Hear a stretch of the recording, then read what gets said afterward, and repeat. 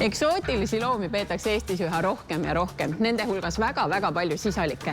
Täna uurime, milline lemmikloom on habeakaam ja kuidas teda õigesti pidama peab. On ju, kohe uurime.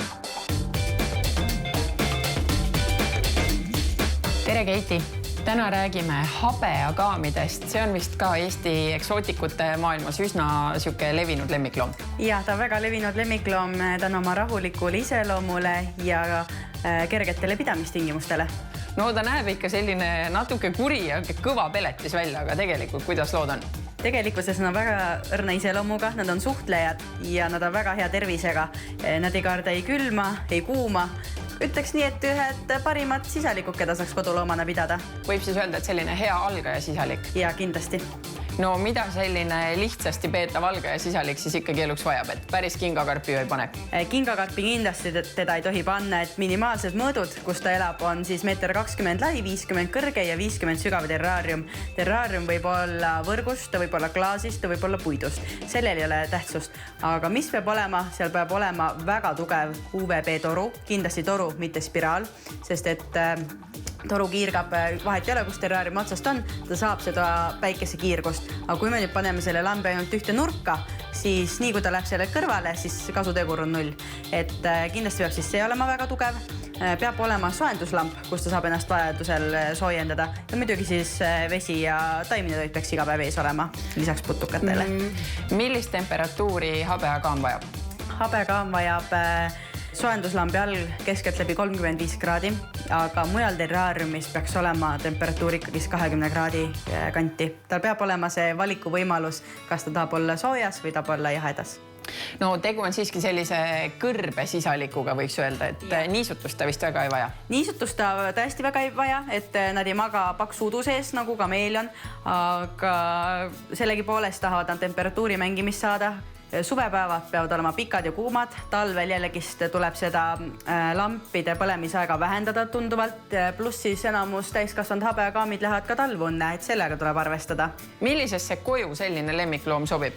Habeakaam sobib praktiliselt igale inimesele, kes siis suudab talle pakkuda piisavalt suurt terraariumi, kellel on see koht olemas, kuhu see terraarium soetada ja kes jällegist loeb nende kohta, et ta on väga lastesõbralik loom, et see on nüüd sisalik, kes tõesti sobib lastega perre või isegi, ma ei saa öelda, et lapsele lemmikuks, sest et alati see soov peab tulema ikkagi vanematest, mitte lapsest, aga ta sobib lastega kokku elama väga suurepäraselt. Aga millega peab arvestama on see, et nad söövad metsikutes kogustes ja just erinevalt prussakaid. Et kui sa ikkagi prussakaid kardad, siis ära habeakaami peale mõtle, et ta ei ole puhas taimetoitlane. No milline tema toidulaud üldse välja näeb? Sa ütlesid, et rohelist kraami peaks talle iga päev andma. Ja, rohelisest nad söövad erinevaid lilleisi. Nad söövad näiteks ristik meie loodusest on üks lemmiksöök, erinevad salatid, rukkola näiteks, eks ole, mõned vahepeal ka juur- või puuvillaga, seda väga väikses koguses, aga peamiselt on ikkagist putukad ja see salat on sinna kõrvale ja muidugi on siis tänapäeval tegelikult tehtud ka erinevad kuivtoidud nende jaoks, mida võib siis soetada endale ja ka nendega toita, aga see jällegist kasvava looma puhul siis on ainus toit, et vajab ikkagi neid prussakaid sinna juurde. Kui kaua habeakaam kasvab ja kui kaua ta elab? Habeakaami eluiga sõltub väga palju pidamistingimustest ja jällegist paaritustulemustest, et nad võivad elada meil 7 aastat, ütleks, et ta võib olla niisugune keskmine, aga on jällegist habeakaame, kes ongi 15 aastat, et igal juhul on, kui teda õigesti peetakse ja ta on korralikus kasvandusest võetud, siis tegu on väga pikaajalise sõbraga. Kindlasti tuleks võtta kasvatajalt selline sisalik, sellepärast, et loomapoodides on tihti see, et nad pannakse mitmekesi elama sinna terraariumisse, mis tõttu tekib neil konkurents. Nad hakkavad omavahel seal kaklema, isegi kui seda ei ole füüsiliselt näha, siis nõrgemad isendid lõpetavad söömise, mis tõttu nende kasv pärsib. 12 nädalaga on habeakaam põhimõtteliselt täiskasvanu mõõtu, võiks öelda, ja kui ta on nüüd õiesti kasvanud, et nad kasvavad väga-väga kiirelt, aga ma tean ka poode, kus siis müüakse juba 4 kuud ühte sama sisaliku ja ta on paraku samas suuruses, kui meil siin kooruvad sisalikud. Just sellepärast, et nad elavad mitmekesi ja siis ei anta piisavalt putukaid söögiks. Kuidas ma tunnen ära terve habeakaami poja? Terve habeakaami poeg on hästi aktiivne, ta jookseb terraariumis ringi väga palju. Ta on väga hea söögiisuga, ta võib süüa keskmiselt siis ütleme 20-30 putukat päevas, aga mul on kirjutanud ka inimesed, kes ütlevad, oota, mis asja ma proovisin, kui palju ta sööb, ta sõi mul 80 putukat ära, ega ta ennast lõhki ei söö. Et tegelikult okei, et see on ülesöötmine juba, et nii palju ikkagist ei peaks andma, aga 20-30 putukat habeakaami beebile ei ole mitte mingi küsimus, et igapäevaselt.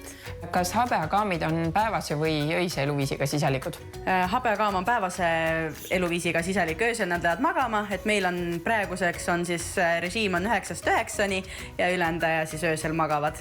No kui ma nüüd tunnen, et ma kaalun habeakaami võtmist, et kust ma selle looma kohta lisainfot saaksin lugeda? Lisainfot saab lugeda minu blogist, selle leiab ilusti netist ülesse ja lisaks võib liituda ka siis Facebookis, meil on oma grupp Eksootilised koduloomad ja jagatakse seal siis igapäevaselt erinevat informatsiooni ja pidamistingimuste infot.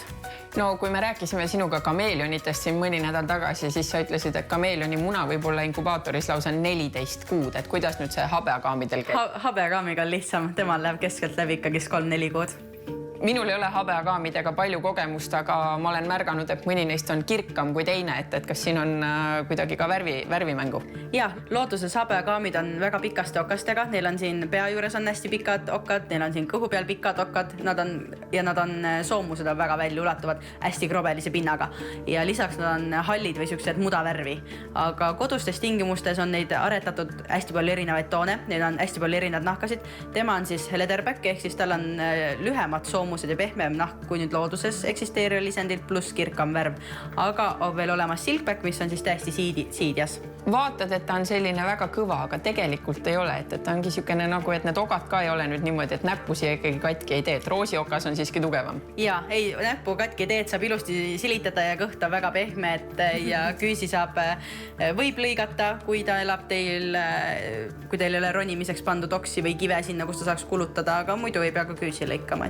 No kui suureks see sisalik nüüd kasvada võib? Sa ütlesid, et ta 12 nädalaga saab juba täiskasvanu mõõduk kätte. No see siin on täiskasvanud isane, et ta võib minna suuremaks, aga siis on tihti ülekaaluga tegemist juba, et see kaal võiks siin ikkagist 300-500 grammi vahel jääda, et kindlasti tohiks üle 500 grammi see kaal minna, et siis juba hakkab maks ja muud elundid üles ütlema. Ja. Aga pikkuselt, no siit tuleb ikka kõva 40 centimeetrit. Ja, 40-60 võiks öelda, et on vabalt selline kasv koos sabaga.